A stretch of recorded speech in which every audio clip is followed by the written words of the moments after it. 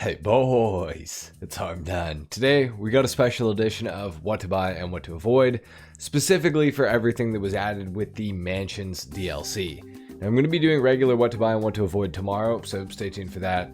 That's going to be coming out at the regular time like it always does every single week. If you enjoyed the video, if you learned something, consider dropping a like, subscribe if you're new. Let's go ahead and get started. Starting off with the first vehicle that we're going to be talking about, which is the Fister Extreme. This thing's going to cost you $2,885,000, and I do not recommend buying it. Currently, it's in a broken state. If you have aftermarket mirrors or just anything not stock in the mirror category, this vehicle becomes the overflawed Xeno of a few years ago, and if you don't know what that means, basically it becomes completely undrivable. If you go over a bump in the road, your car will just go flying and flail off into the distance. It's very annoying and it's very dumb. Now, regardless of if they fix that issue, this car is extremely overpriced for what you're getting. It has sports car performance. I'm talking about like low tier sports car performance as a supercar in GTA Online. It's fully electric. It has terrible handling like every other electric car in this entire game. The customization is not that good. It's not that good looking. It's really just not a good vehicle. I do not recommend buying the Fister Extreme. I have a buyer beware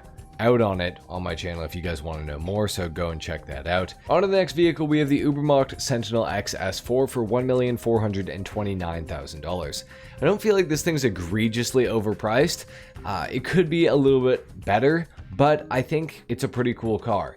The customization, there's enough of it to satisfy you, but a little bit more would have been welcome for sure. At the end of the day, it is a really fun car to drive. It's very drift inclined. It likes to oversteer. It likes to spin up the rear tires, and you're going to be drifting around in this vehicle. I have a feeling this is one of the cars that's probably going to get drift tuning added to it in a future update week by ROCKSTAR. So if you want it, you should definitely get it. I feel like 1.4 is like not terrible for a sedan in GTA Online by today's standards. Like, obviously $1.4 million for a sedan is crazy, but by today's GTA standards, it's like not that awful. This thing's relatively fast, it looks cool, it drives nicely. It really reminds me of the Annis Hardy, if you guys are familiar with that car. I think it's a cool vehicle. I would say if it's something that interests you, buy it. If not, avoid it. Next up, we have the Grotti GT750 for $1,247,000. This thing I feel like is pretty fairly priced for what you're getting. It's a sports classic vehicle with excellent handling, to be completely honest. I love how this thing drove in the corners. In a straight line, not that fast overall. I didn't really feel like the acceleration was too crazy or the top speed was insane or anything like that. But customization-wise, it was pretty good. So customization-wise and handling-wise, I feel like you can't really go wrong with this thing. If you really enjoy good handling cars, I think you'll like the GT750. However, I would maybe consider waiting for it to go on discount because I feel like the lack of straight line performance is probably going to be a pretty big drawback with this thing.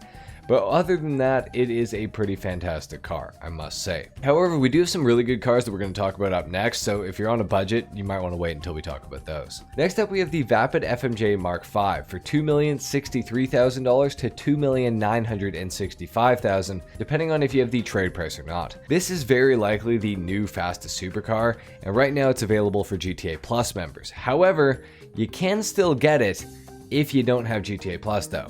I will link a video in the description as to how you do that, but basically, you're gonna have to buy it from somebody who has GTA Plus through the LS Car Meet. Find somebody who's got GTA Plus and buy it from them.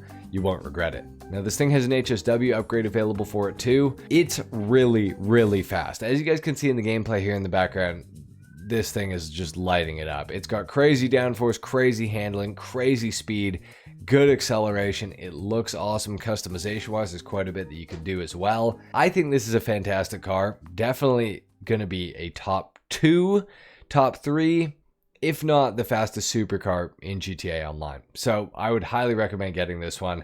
If you want to get it a week early, you can buy it from a GTA Plus member for the same price as you're going to buy it for in a week from now. Basically, it depends on what you want to do. I think you should try to get it before it officially releases to the public. If you get it next week, not the end of the world. Next up, we also have the Progen Luiva for $2,697,500. And again, this is exclusive to the Vinewood Club through GTA Plus.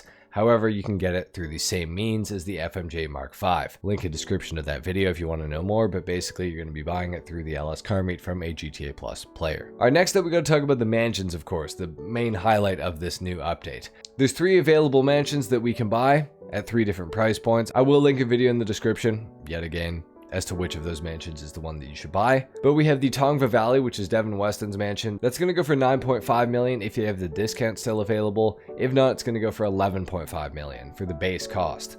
The Richmond Villa is going to be 10.8 million to 12.8 million, depending on if you've used your discount or not. And the Vinewood Estate is going to be 10.2 million to 12.2 million, depending on if you've used your discount or not. Now, roughly, it's going to be about $45 million to buy all 3 and fully upgrade them. Roughly $15 million each, about there. Now, the features of the mansions, you get to fast travel to all owned properties, which is crazy. This includes CEO cargo warehouses as well, just so you guys are aware. So sourcing cargo is going to be really, really easy with this feature. You can own all 3 mansion locations. If you're balling like that and you got the money, you can buy all 3 of them. You don't have to choose out of the 3. That's pretty cool. Now, each mansion has a 20-car garage split into 2 10-car garages. So 2 10-car garages per mansion. Total of 60 garage slots available with this update, which I'm very happy about. Thank you, Rockstar, for doing that. In each mansion, pets can be purchased, including a dog and a cat. Those are going to run you $15,000 each, which honestly is way less money than I was expecting them to cost. So big ups to Rockstar for actually making those affordable. Pretty cool. In the mansion, you can upgrade to have a master control terminal available, which is pretty sweet. I would recommend doing that for sure. The mansion is going to be a very, very useful little hub where you can run a lot of your business stuff, which is going to be really cool. The mansions also include the ability to boost the production on one of your businesses, one of your MC businesses, the bunker, or the acid lab. That's pretty dope.